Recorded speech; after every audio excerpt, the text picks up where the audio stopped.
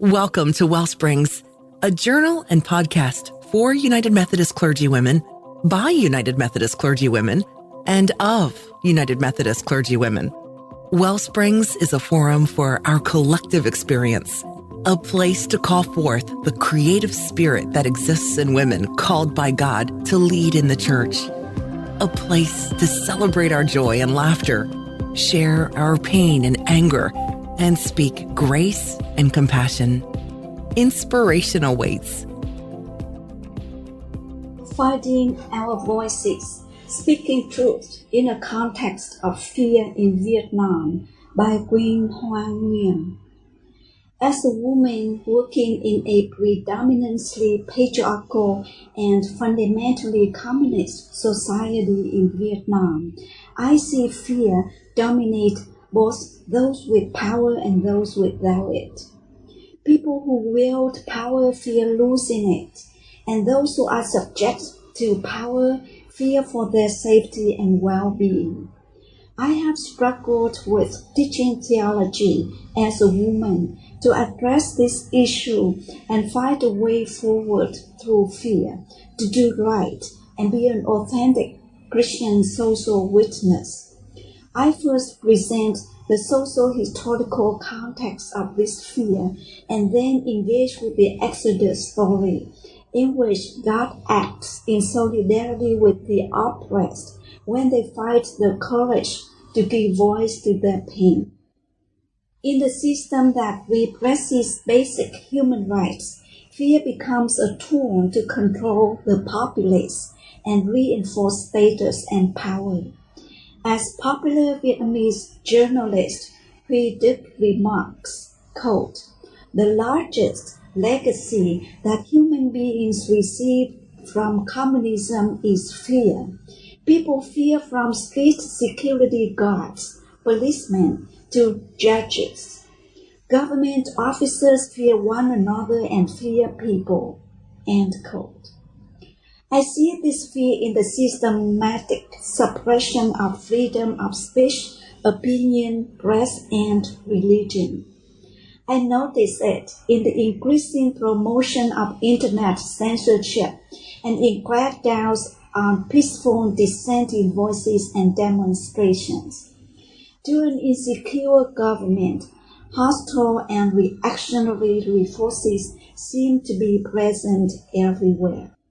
I see fear in the enduring silence of the people in the face of injustice. When I visit a government office, I see a young officer yelling at an old man who is as old as his father, a breach of basic Vietnamese respect for elders. In public hospitals, I see doctors, nurses, and staff blaming, scaring, intimidating, and ignoring patients. All of this is common, and it is unmet with silence and endurance. Fearful people choose to give up their rights to dignity and justice.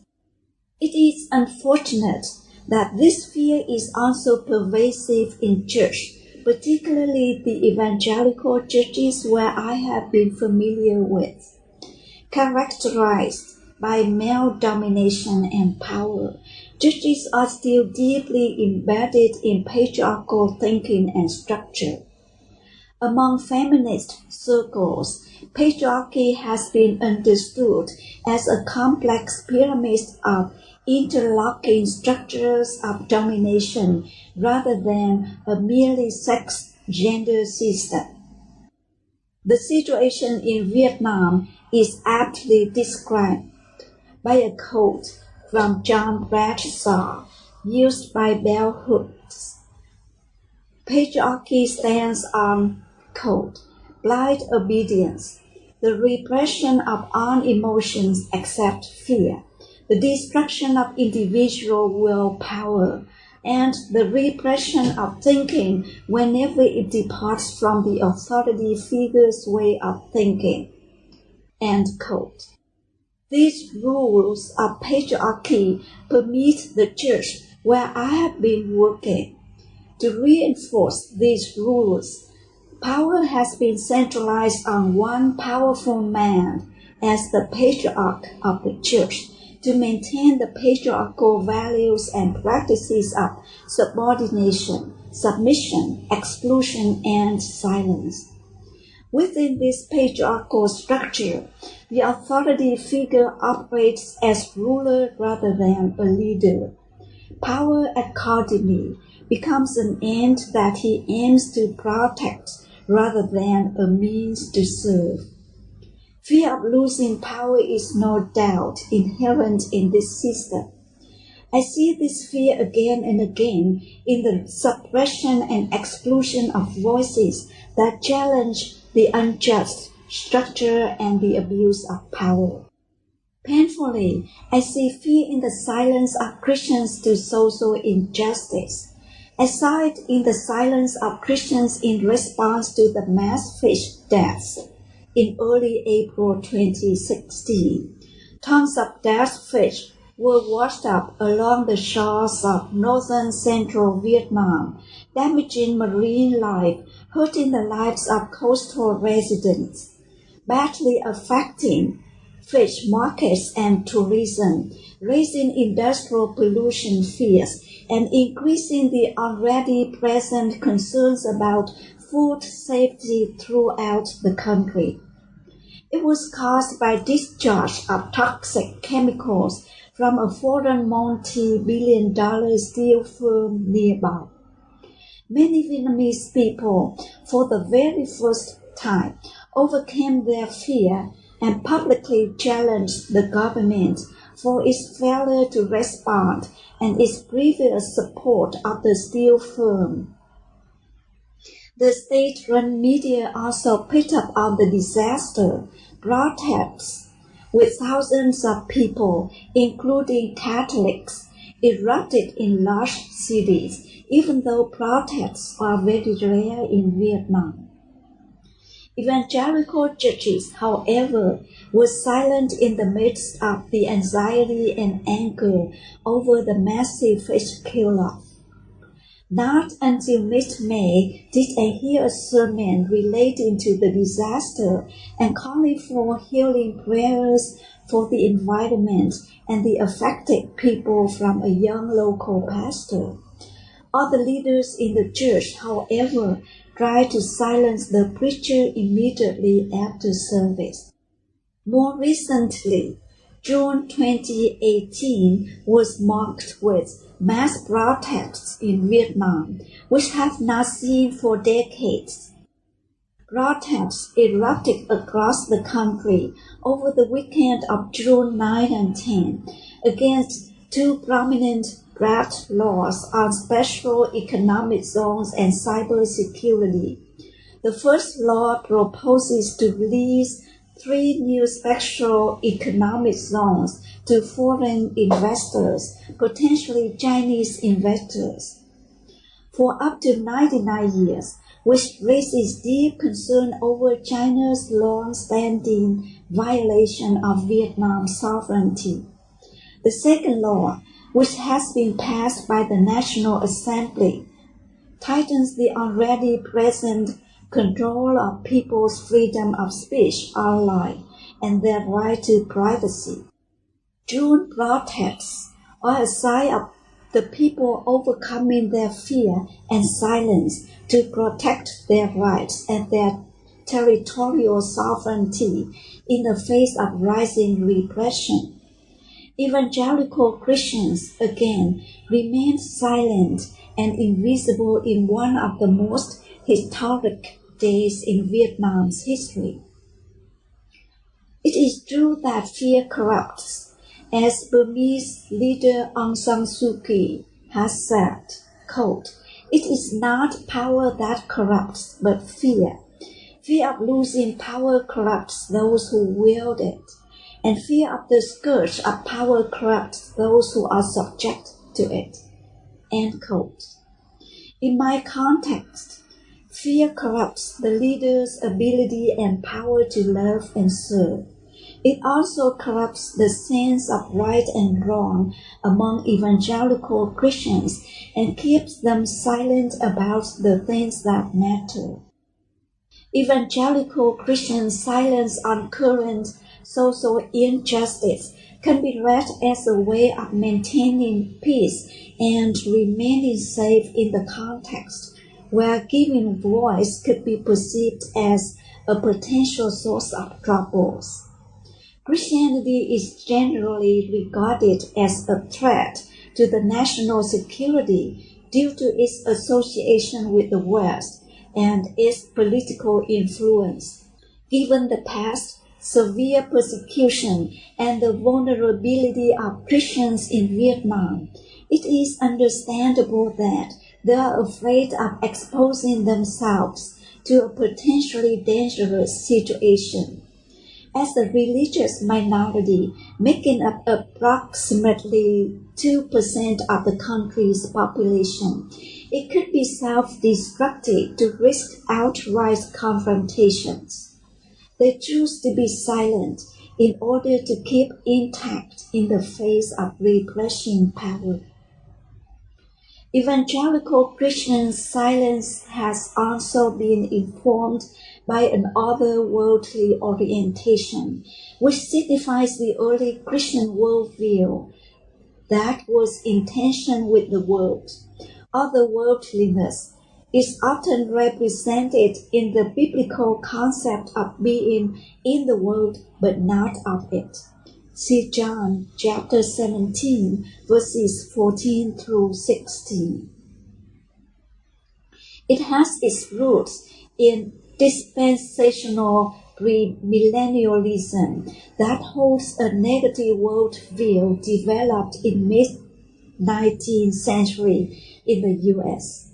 This orientation was adopted by alien missionaries who first came and established churches in Vietnam, with a strong stance on sociopolitical non-participation in the world.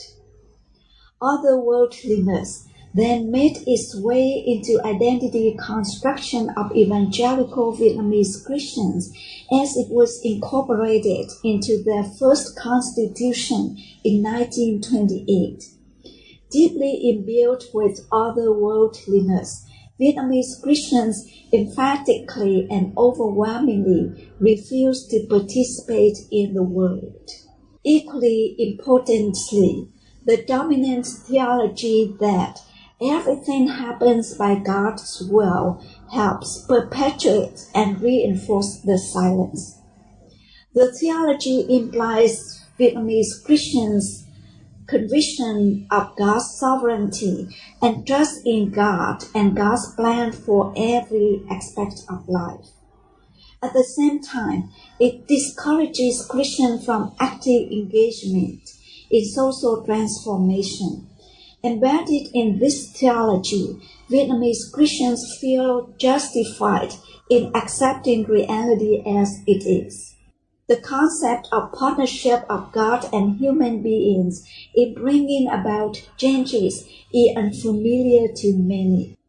Patriarchal hierarchy, sociopolitical vulnerability, and an otherworldly, deterministic theology have reinforced fear and silence among the evangelical Christians in Vietnam.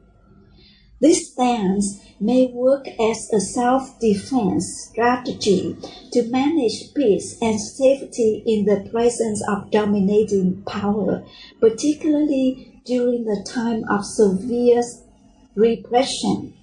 But in the more open contemporary political environment, the same stance prevents them from speaking for their interests in the public sphere and from practicing and sharing their values outside their small communities. This presents a challenge to Vietnamese Christians to construct a theology that liberates them from their real fear to be able to speak truth and articulate their presence in the community. Significant to this context is the need to break the silence to find the voice of the people. Who is God in this context of fear? Where is God in the midst of a long-standing psychology of fear which has dominated both inside and outside of the church? How does God invite people to face their fear, to speak truth to power? How can the Bible be read and engaged so that it becomes powerful for God's liberating action in the world of fear? What I have seen and experienced in my years in Vietnam convinces me of God's response to human initiative. God invites people to take an initiative to interrupt silence and speak truth. God's liberating power comes as a response to people's courageous efforts to give voice to their pain. The Bible offers powerful stories of people who overcome fear to break the silence. Given the ultimate authority of the Bible to Vietnamese Christians, finding a voice begins with informing Christians of biblical stories that provide them with resources to deal with their fear. Biblical stories, according to Westcott, a scholar of religion, undercut the distances between languages and cultures, and provide a person or a people with an identity and orientation. End quote. Biblical stories carry with them timeless and universal challenges, problems, and hopes of human beings. And they function as occasions for people to identify with human experiences that are consonant with their situations. This way, biblical stories grant people a world, a way of being that is workable in their context. I see the silent slaves finding voice in the Exodus story most appealing to engage with the social experiences of Vietnamese Christians. The Exodus account shows that the Israelites' enslavement in Egypt lasted for generations until they eventually cried out. Exodus chapter 2, verse 23 records, "After a long time, the king of Egypt died. The Israelites groaned under their slavery and cried out. It was not until they broke the silence that the struggle for freedom from bondage began to be empowered. Their crying out was an eruption of their repressed rage and pain in the face of long injustice and ruthless power." Theologian Walter Brueggemann describes their cry as a, quote, "public outburst of unbearable pain on the part of the peasants who have been reduced to slavery, and the grievance of every abused person who finally will assert, 'I am not going to take it anymore.'" Their cry of pain is the voice of truth coming from their actual daily experience of slavery. It is the voice of truth that speaks against exploitation and seeks liberation. This truth is spoken from below, from the powerless. This version of truth is subversive to the truth officially announced by the established power. Important to this initiative of breaking of the silence is that it evokes God's liberating history with the enslaved and suffering people. The Exodus story begins with the people who are struggling for freedom and justice, who are daring to take risks, who are ready to take the initiative to find voice to express their painful experience. The Bible says, "Their cry for help rose up to God. God heard their groaning, and God remembered his covenant with Abraham, Isaac, and Jacob. God looked upon the Israelites, and God took notice of them. Exodus chapter 2, verses 23 through 25. The story thus reveals that God hears and responds to the righteous cry of the oppressed when they voice their suffering. God takes human initiative and acts with them in their struggle against injustice. Human initiative is needed to evoke divine power in the struggle for justice. I find in the Exodus story an alternative theology that challenges Vietnamese Christians to not only problematize their present context of fear, but also embrace courage and freedom to fight voice and to speak truth that has been silenced in the presence of power. To speak truth in this context is to address injustice, corruption, control, and domination created by patriarchy and communism. It also necessarily challenges the otherworldly deterministic theology that justifies fear and silence and reinforces status quo power. This truth, which is inseparable from the lived experience of evangelical Vietnamese Christians, has been kept hidden from public discourse. It can be communicated in the public sphere only when Christians are ready to break the culture of silence with their liberative voice. I'm hopeful that this very first step of women doing theology will begin a theological process of finding and empowering voices of truth. Thank you for listening to the Wellsprings Journal podcast. We invite you to subscribe to receive future episodes on iTunes, Google Play, Spotify, or wherever you listen to podcasts. And visit wellspringsjournal.org for more resources for the journey.